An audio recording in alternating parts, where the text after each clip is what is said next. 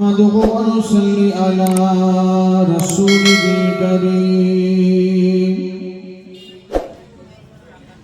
أما بعد فيا أيها الغادرون رحمكم الله قال الله تعالى في كلامه المزيد والفرقان الحميد إن الله وملائكته يصلون على النبي يا أيها الذين آمنوا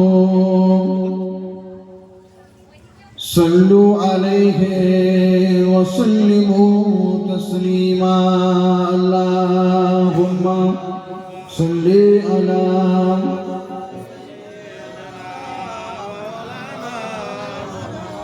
وعلى آله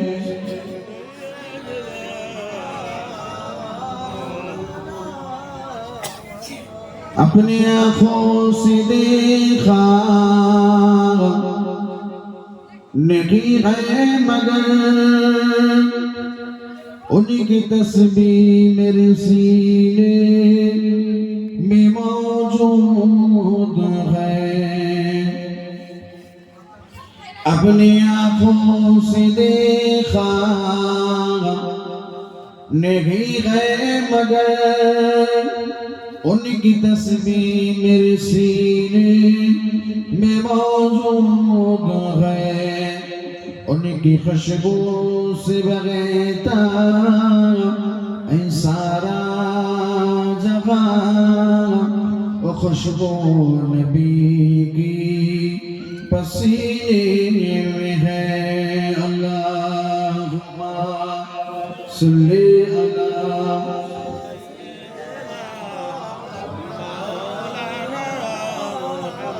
وعلى آله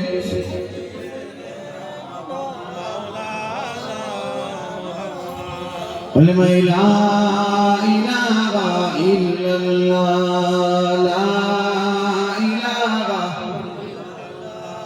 لا إله إلا الله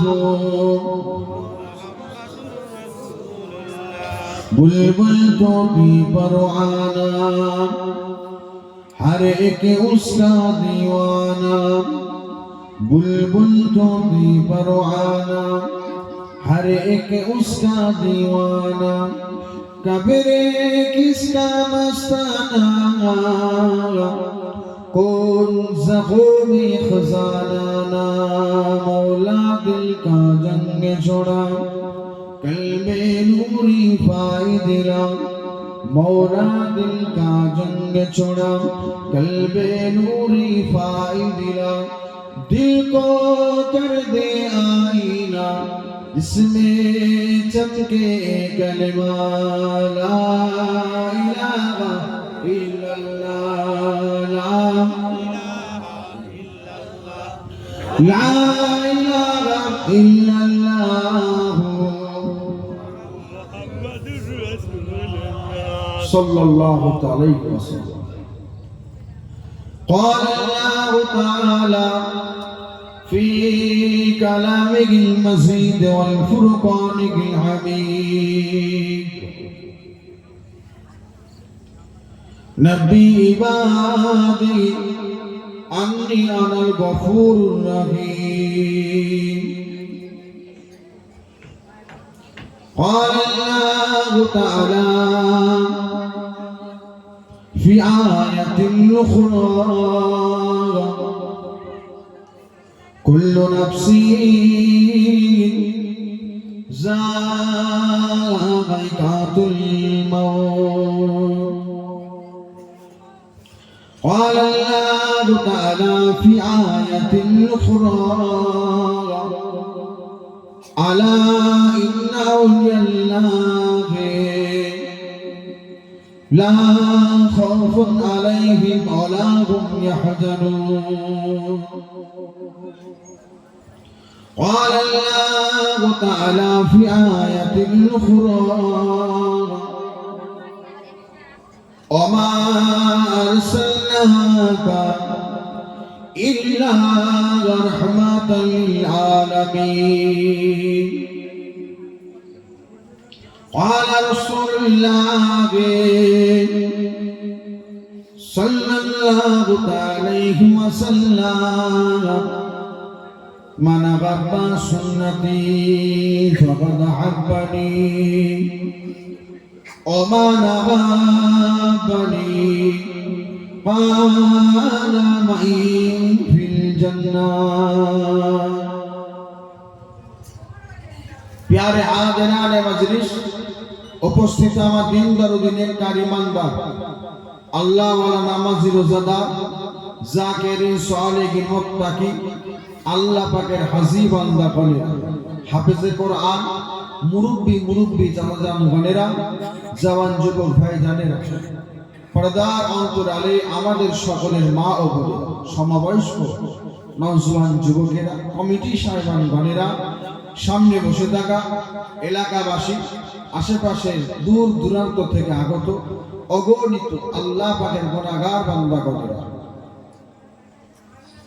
মহান রব্বুল আলামিন আল্লাহ পাকের দরবারে হাজারো লাখো কোটি শুকরিয়া আদায় করি যে রব্বুল আলামিন আল্লাহ পাক আজকের দিন কবুল করে আমাদের সকলকে রিয়াজুল জান্নাত বেহেশতের বাগানে বসার মতন তৌফিক দান করেছেন বলুন আলহামদুলিল্লাহ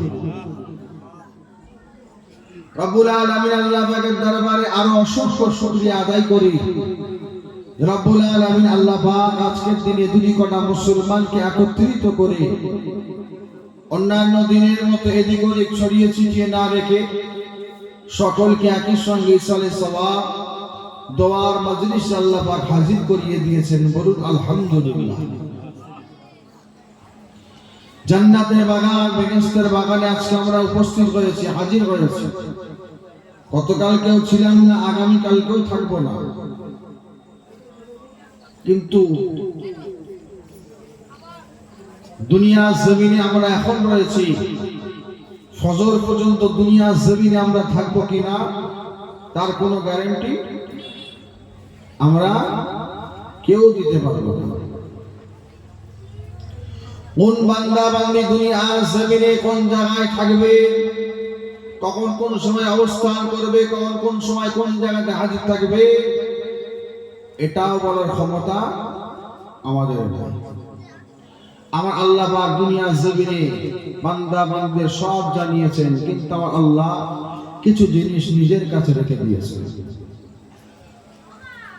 কি কি রেখেছেন দুনিয়ার জমিনে ওয়েদার কখন পরিবর্তন হবে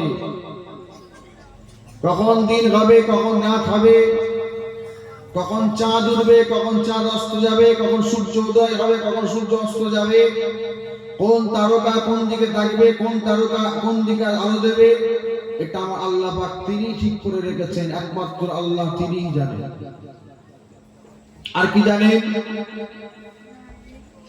দুনিয়ার জমিনে কে কোন জায়গায় ভূমিষ্ঠ হবে কার কোন অবস্থায় কোন হায়াতে দুনিয়ার জমিনে জন্ম হবে কে জন্ম নেবে এটা আমার আল্লাহ পাক তিনিই জানেন আর কেউ না আর কে কখন কোন সময় কোন জায়গাতে কোন অবস্থাতে কোন হায়াতে আল্লাহ পাকের ডাকে সাড়া দিয়ে দুনিয়া থেকে বিদায় নিয়ে চলে যাবে মওত হয়ে যাবে এটা আমার আল্লাহ পাক তিনি ঠিক করে রেখেছেন তিনিই জানেন দুনিয়ার কোন মানুষ বলতে পারবে না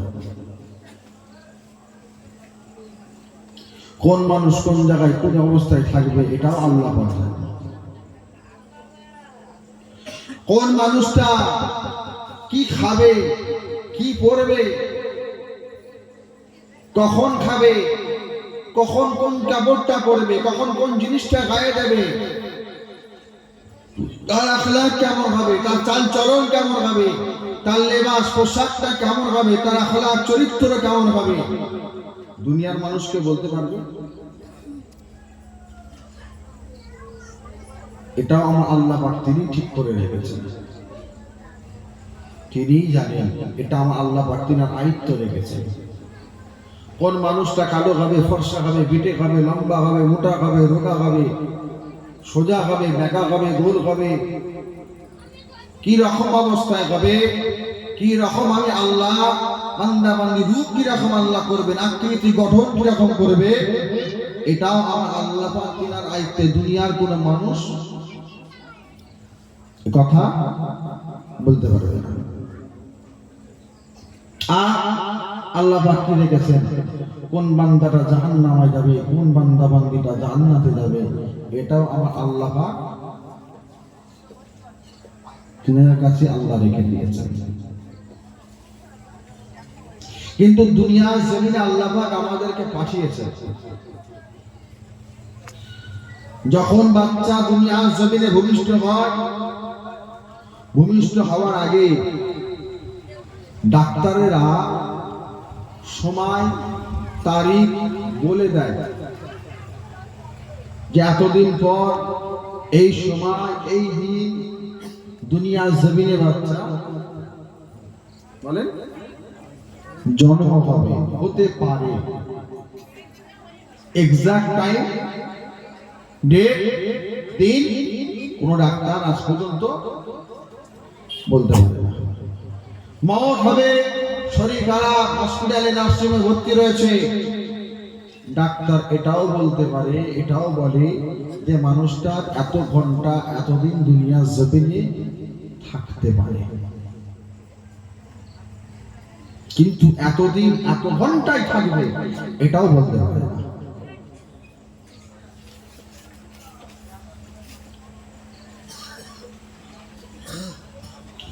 কিন্তু ডাক্তার বলার পরেও যে দিন দেয়, যে সময় দেয়, যে তারিখ দেয়, হয় তার আগে হয় আর না হলে তারপরে।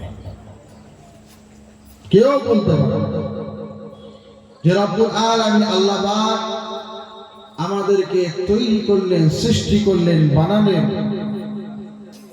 রব্বুল আলামিন আল্লাহ পাক দুনিয়ার জমিনে আমাদেরকে পাঠালেন। দুনিয়ার জমিনে আমরা এসেছি কিসের জন্য? আমাদের কাজ কি, আমাদের টার্গেট কি, আমাদের চিন্তাধারা কি, আমাদের লোকেশন কি, আমাদের ডেস্টিনেশন কি, আমাদের ইচ্ছা, চাওয়া পাওয়া, আশাটা কি? আমাদের প্রত্যেকের মনের আশা, চাওয়া পাওয়া, ইচ্ছা, আমাদের টার্গেট আল্লাহ পাককে বলে রাজি করা, আল্লাহ পাককে খুশি করা। যে দুনিয়ার জমিনে আল্লাহ পাঠিয়েছেন, আল্লাহ পাককে রাজি খুশি করতে গেলে কি করতে হবে?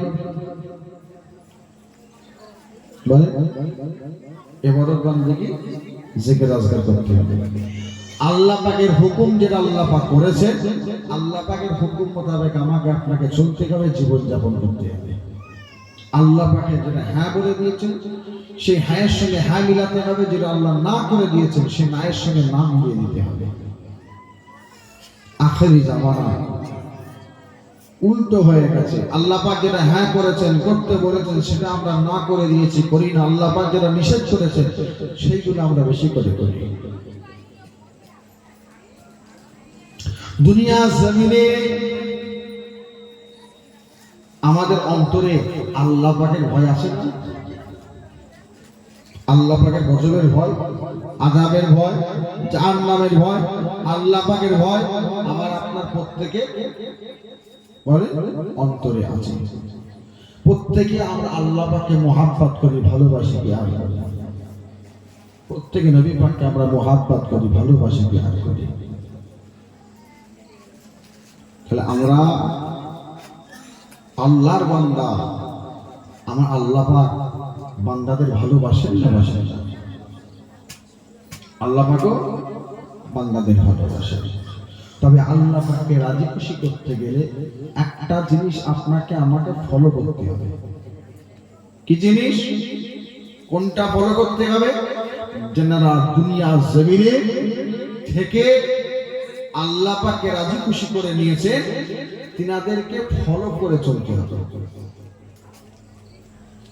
তিনাদের সঙ্গ নিয়ে আমাকে আপনাকে চলতে হবে, তবে আবার আপনার লাভ হবে, তবে আপনি আল্লাহ পাককে রাজি করতে পারবেন, খুশি করতে পারবেন।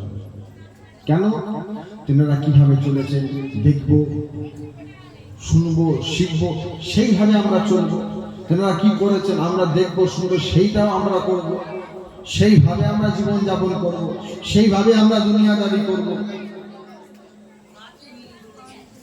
তিনাদের সঙ্গে সম্পর্ক তৈরি করতে হবে, কানেকশন তৈরি করতে হবে।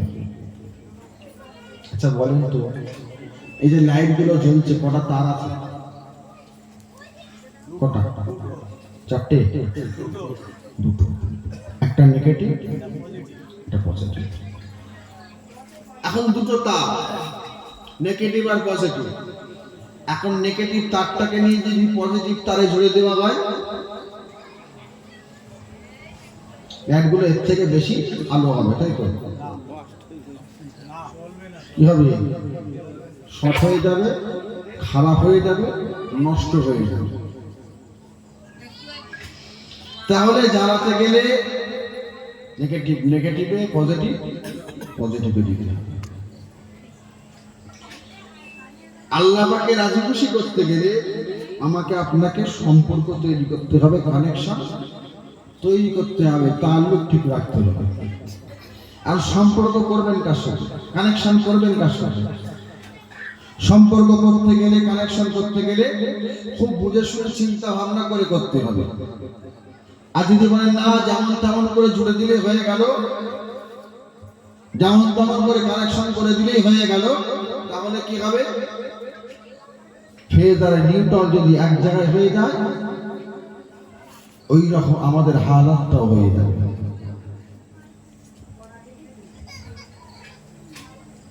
দুনিয়া জমিন আল্লাহ নবী জানিয়ে দিলেন, যেই বান্দা বান্দি যাকে ফলো করে চলবে, যাকে অনুসরণ করে চলবে, যাকে মুহাব্বত করে দুনিয়া জমিন থেকে ফলো করে বিদায় নেবে, আল্লাহ পাক কিয়ামতের ময়দান ওই বান্দা বান্দিটাকে, ওই বান্দা বান্দি যে যাকে ফলো করে চলেছে, কিয়ামতের ময়দান আল্লাহ তার কাতারে দাঁড় করাবে, তার সঙ্গে হাসর নাসর করবে।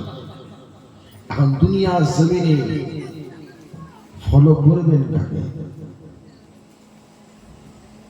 দুনিয়া জমিনে মানবেন কাকে? দুনিয়া জমিনে কার সঙ্গে নিজের কানেকশনটা করবেন? এই যে লাইট গুলো সব জ্বলছে, প্রত্যেকটা একটা একটা করে তার আছে তো? প্রত্যেক লাইট একটা করে তার আছে তো? আর মেন একটাই, মেন লাইন একটা এসেছে, এই লাইনটা গিয়ে, তারটা গিয়ে মেন লাইনের সঙ্গে বলেন কানেকশন হয়েছে, যোগ হয়েছে, লাইন আল্লাহ পাক দিয়েছে। কিন্তু আমার আপনার কানেকশনটা সেখানে গিয়ে করতে হবে, লাইনটা জুড়তে হবে। জুড়তে গেলে একটু ভাবনা চিন্তা করতে হবে। কি ভাবনা চিন্তা? দুনিয়ার জমিনে ঈমানদার আছে, বেঈমানও আছে।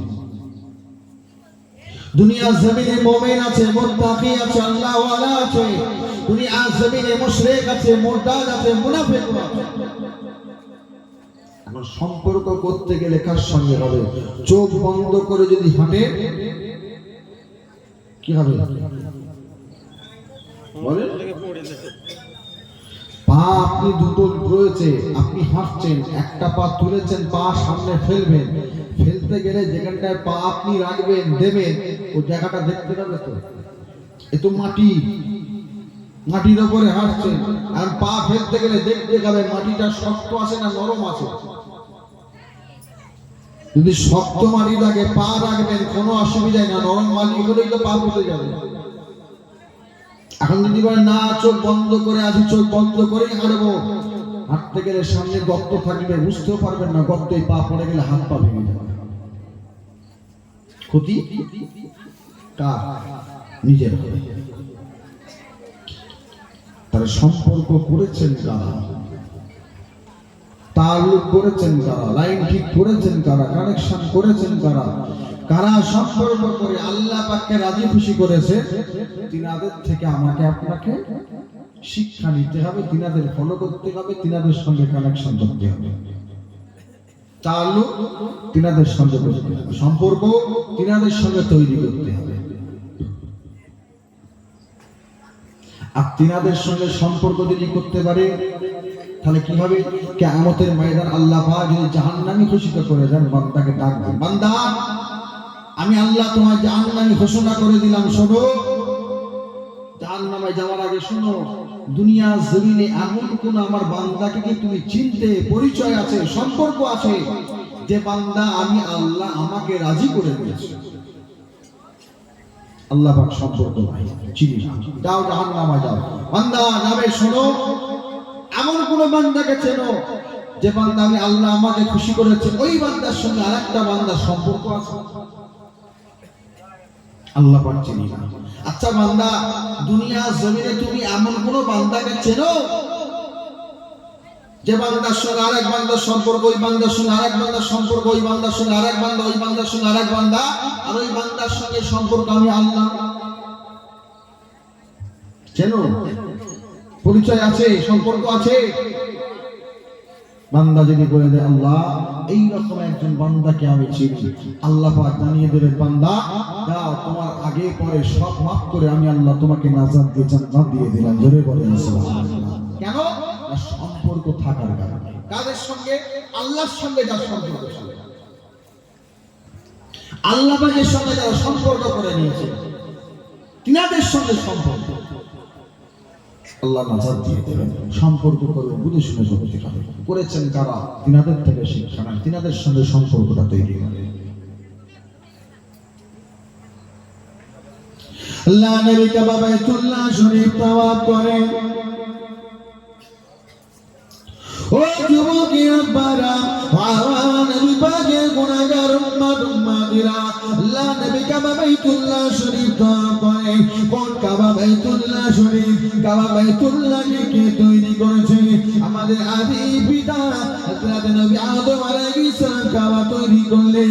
পরবর্তী সময় আল্লাহ পাক আমাদের জাতির পিতা হযরত নবী ইব্রাহিম আলাইহিস সালামকে হুকুম করেছিলেন, ও হযরত নবী ইব্রাহিম, আপনি আমি আল্লাহ আমার জন্য কাবা তৈরি করে। নবী ইব্রাহিম আলাইহিস সালাম কাবা তৈরি করলেন। পরবর্তী সময় কাবা বাইতুল্লাহ যখন সংস্কার করা হয়, আল্লাহ পাক দুনিয়ার মাঝে হাবিবুল্লাহকে তৈরি করালেন। ও যুবকের আব্বারা, ও আমার নবী পাকের গুনাহগার উম্মত-উম্মাতিরা, আল্লাহ নবী সে কাবা বাইতুল্লাহ শরীফ দোয়া করতে লাগলেন। কোন কাবা বাইতুল্লাহ শরীফ? যে কাবা বাইতুল্লাহ শরীফটা আগে মক্কা কুফারদের কাছে আন্ডারে ছিল, মক্কা কুফারদের কাছে ছিল, মক্কা কুফারেরা দখল করে রেখেছিল। আমার রব্বুল আলামিন আল্লাহ পাক মক্কাকে ফতেহ করে দিলেন। আল্লাহ পাক আমার রব্বুল আলামিন আল্লাহ পাক কাবাকে ফতেহ করে দিলেন। আমার আল্লাহ পাক কাবাকে ইমানদারদের কাছে তুলে দিলেন।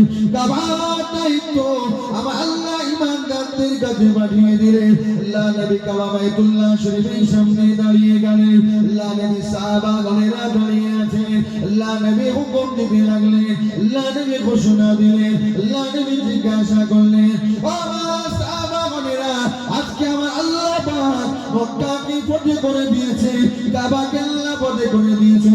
আমার আল্লাহ পাক কাবাকে ইমানদারদের কাছে তুলে দিয়েছে। আজকে কাবা বাইতুল্লাহ জমিনে তো আযান দিতে হবে। আযানটা কে দেবে?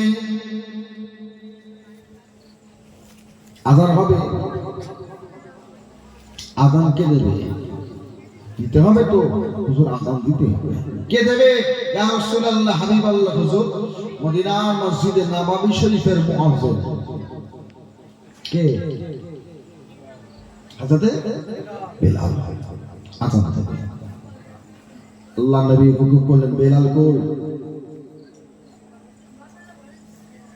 বেলাল কই? বেলাল হুজুরকে খোঁজা হচ্ছে।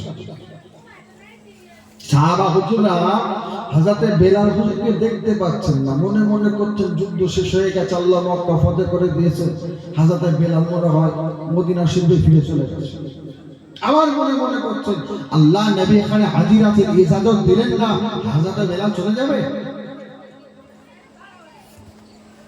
হযরত বেলাল হুজুরকে খুঁজে চলছে, কই বেলাল? হুজুর বেলালকে দেখতে পাওয়া যায় না। আল্লাহ নবী ডাকলেন, বেলাল লাব্বাইক ইয়া রাসূলুল্লাহ হাবিবাল্লাহ। বেলাল কোথায়? ইয়া রাসূলুল্লাহ হাবিবাল্লাহ। বেলাল কাবা শরীফের ছাদের উপরে। এটা বলা যাবে না? কোথায়? উপরে। এখানে হাজী সাহেব আছেন তো? হাজী সাহেব জিজ্ঞাসা করবেন কাবা শরীফ কত উঁচু?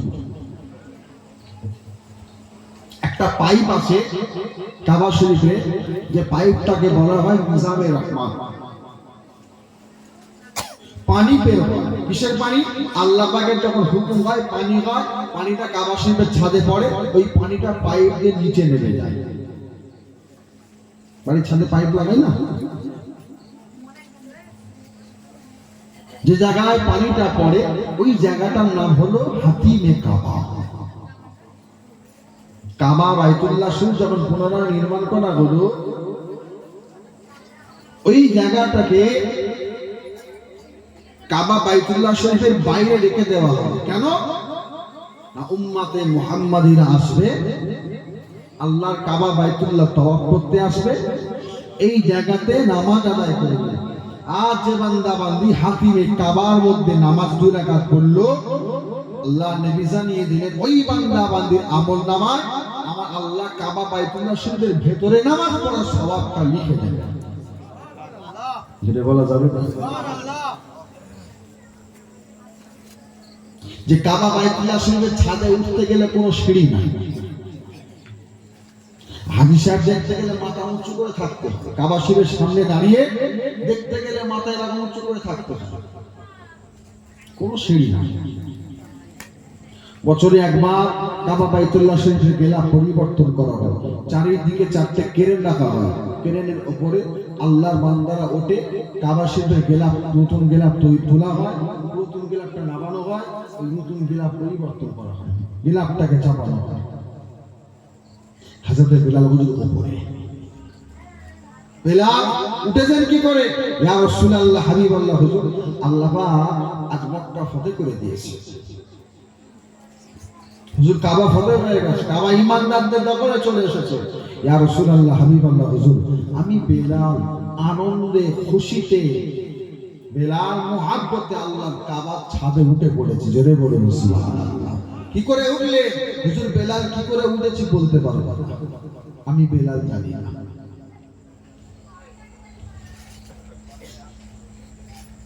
আল্লাহ নবী ঘোষণা করলেন, বেলাল আযান দিতে হবে। আযান? হুজুর হুকুম দেন, হুকুম দেন। আল্লাহ নবী হুকুম দিলেন, বেলাল আযান দেন।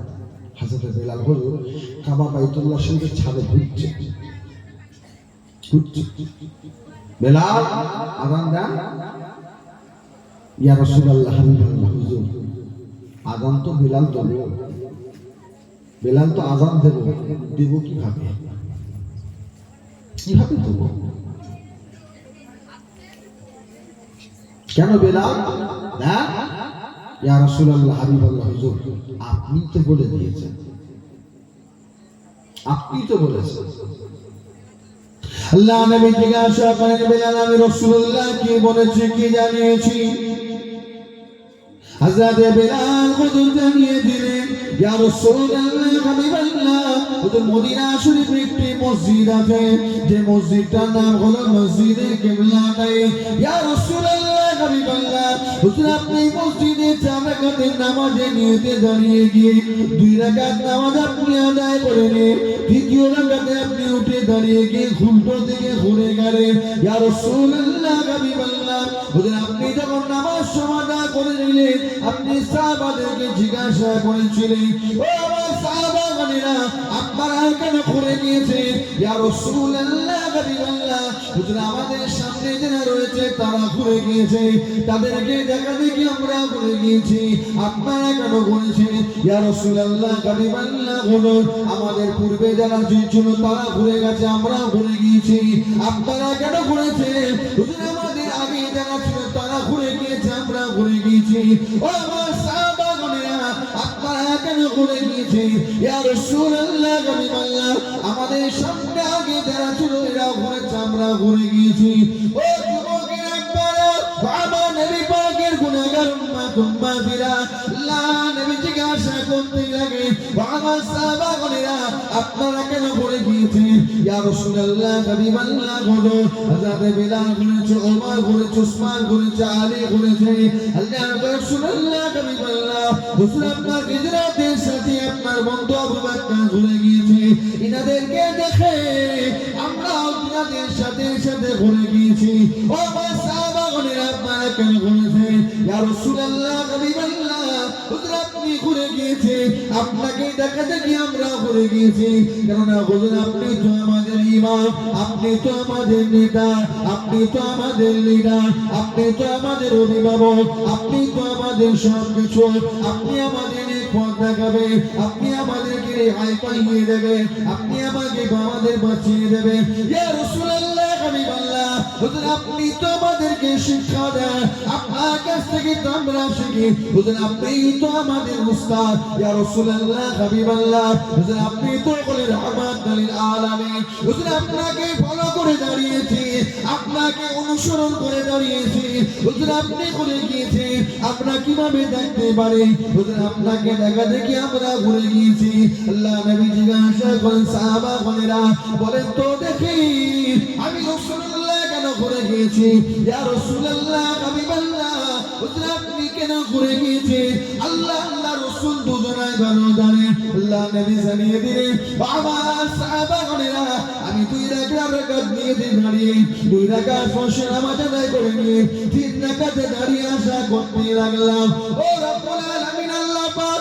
বাইতুল মুকাদ্দাসকে আপনি কিবলা করেছেন আল্লাহ পাক বাইতুল মুকাদ্দাসের দিক করে নামাজ আদায় করে ও রব্বুল আলামিন আল্লাহ পাক আজ যদি বাইতুল মুকাদ্দাসের পরিবর্তে বাইতুল্লাহ যদি কিবলা করে দিতে আল্লাহ পাক কতই না ভালো হতো ও যুবকের আব্বারা বাবা নবী পাকের গুনাহগার উম্মাতিরা আল্লাহ নবী জানিয়ে দিলেন বাবা সাহাবাগণেরা আমার আল্লাহ পাক জানিয়ে দিলেন বন্ধু বাবা কষ্ট হবে আপনি চিন্তা করবেন না বন্ধু আপনি ঘুরে যান আপনি আশা করেছে আমি আল্লাহ কবুল করে নিয়ে আমি আল্লাহ কিবলাকে পরিবর্তন করে দিলাম যেটা বলা যাবে না বন্ধু আপনি আশা করেছেন আমি আল্লাহ কবুল না করে থাকতে পারি বন্ধু আপনার জন্যই তো সব আপনার জন্যই তো সব আপনি যাতে রাজি আমি আল্লাহ যাতে রাজি বন্ধু কিবলা পরিবর্তন হবে এতে আপনি খুশি হবে আমি আল্লাহ আপনার খুশিতে আমি আল্লাহ খুশি বন্ধু এটা চান আল্লাহ কিবলা পরিবর্তন করে দেন আল্লাহ পাক কিবলা পরিবর্তন করে দেন আল্লাহ নবী জানিয়ে দিল আমার সাহাবাগণেরা এতদিন বাইতুল মুকাদ্দাসের দিক করে আযান হতো নামাজ হতো আজ থেকে বাইতুল্লাহ শরীফের দিকে মুখ করে আযান হবে বাইতুল্লাহ দিক করে মুখ করে নামাজ হবে আল্লাহ কিবলা পরিবর্তন করে দিয়েছে মাসটা ছিল কোন মাস বলে কোন মাস আরবি কোন মাস ছিল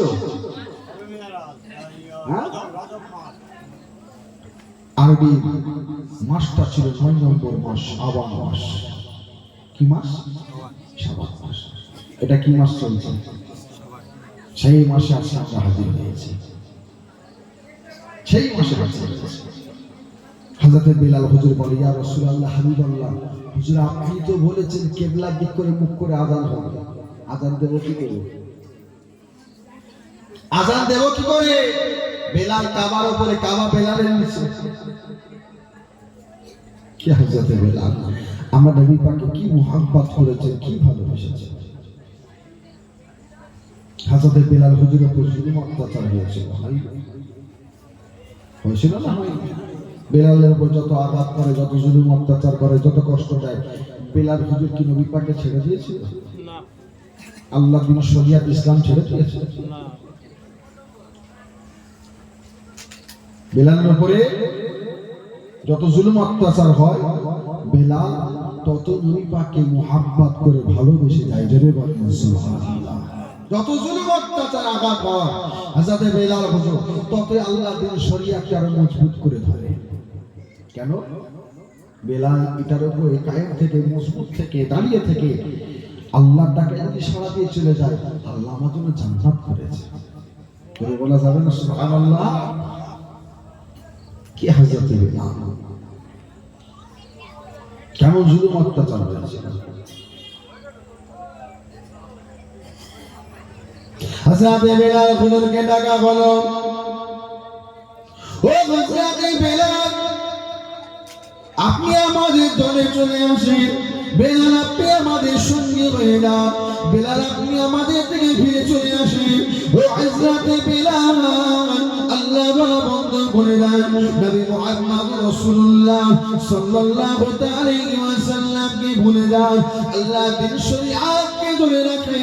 বেলাল, আল্লাহ দিন শরীয়তকে ছেড়ে দিয়ে আমাদের দলমুক্ত হয়ে যান।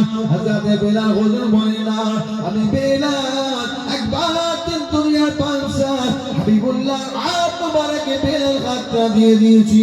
আমি বেলাল আর এই হাতটা অন্য কোনো জায়গায় দেখাবো না।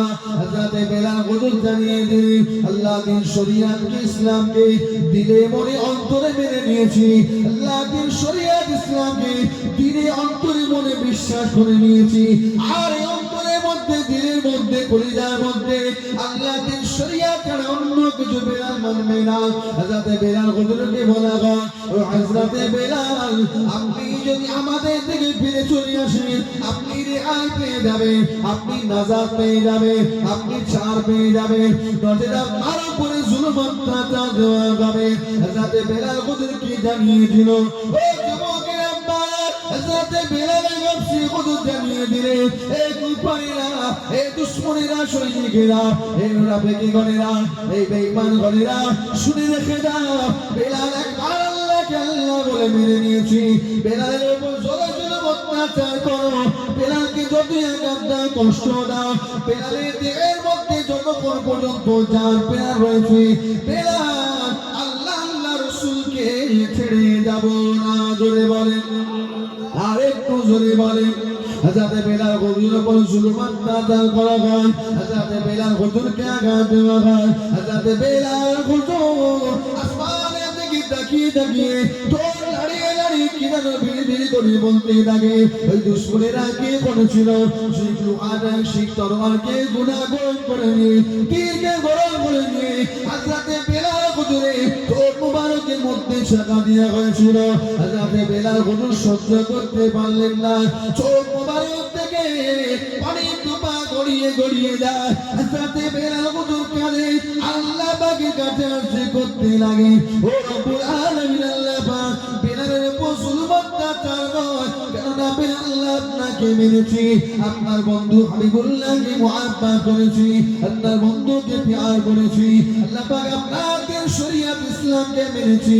বেলালের উপর জুলুম অত্যাচার নয়, বেলাল আপনার কাছে বিচার দিয়ে দিলাম। দুশমনের আবার জিজ্ঞাসা করে, বেলাল আপনি ঠোঁট লাড়িয়ে লাড়িয়ে কি বিড়বিড় করে বলে, বেলালের উপর জুলুম অত্যাচার নয়। হযরত বেলাল হুজুর বলতে থাকে, যতক্ষণ পর্যন্ত দেহের মধ্যে প্রাণ রয়েছে, বেলাল কোনদিন আল্লাহ আল্লাহ রাসূল বলা যাবে না। হযরত বেলাল হুজুরের পা মোবারকে দড়ি বেঁধে দেওয়া হয়ে উটের কোমরের মধ্যে দড়িটা বেঁধে দিয়ে উটকে ছেড়ে দেওয়া হলো, ও যেতে লাগে। হযরত বেলাল হুজুরের শরীর মোবারকটা, চেহারা মোবারকটা কোনোভাবে গরম বালুর উপর দিয়ে গিজরে গিজরে গিজরে গিজরে যায়। কত ছোলা বালি কাপড় রয়েছে, কত পাথর রয়েছে। হযরত বেলাল হুজুরের শরীর মোবারকে, দেহ মোবারকের মধ্যে আঘাত লাগে। হযরত বেলাল হুজুরের জুব্বাটা খুব মোবারকে লাল হয়ে গেল। হযরত বেলাল হুজুরকে বলা, বলো বেলাল, জানি আপনার মনে কষ্ট হয়, আপনার মনে ব্যথা হয়, আপনি জুলুম অত্যাচার কষ্ট সহ্য করতে পারো না। ও হযরত বেলাল, এখনো সময় রয়েছে, আমাদের দিকে ফিরে চলে আসো। হযরত বেলাল হুজুর জানিয়ে দিল, এই দুশমনেরা, এই সৈনিকেরা, এই বেঈমানেরা, এই মুশরিকেরা, বেলালের শরীরের মধ্যে এক ফোঁটা যদি খুন হয়ে যায়, বেলালের শরীরের মধ্যে যতটুকু পর্যন্ত এক ফোঁটা খুন থাকবে, বেলালের দেহের মধ্যে যতটুকু যখন শ্বাস প্রশ্বাস চলতে থাকবে, বেলাল আল্লাহ আল্লাহ রাসূল আল্লাহ বীরকে ছেড়ে যাব না। যেটা বলা যাবে না, বেলাল কোনদিন এদিকে থেকে ওদিকে যাব না। যত পারো, যত খুশি তোমাদের, যত মন চায় বেলালের উপর জুলুম অত্যাচার চালিয়ে যাও। যত মন চায়, শরীরে যত ক্ষমতা আছে, বেলালের উপর জুলুম অত্যাচার কষ্ট চালিয়ে যাও। তবে বেলাল যেখানে বিচার দেবার আমি দিয়ে দিয়েছি।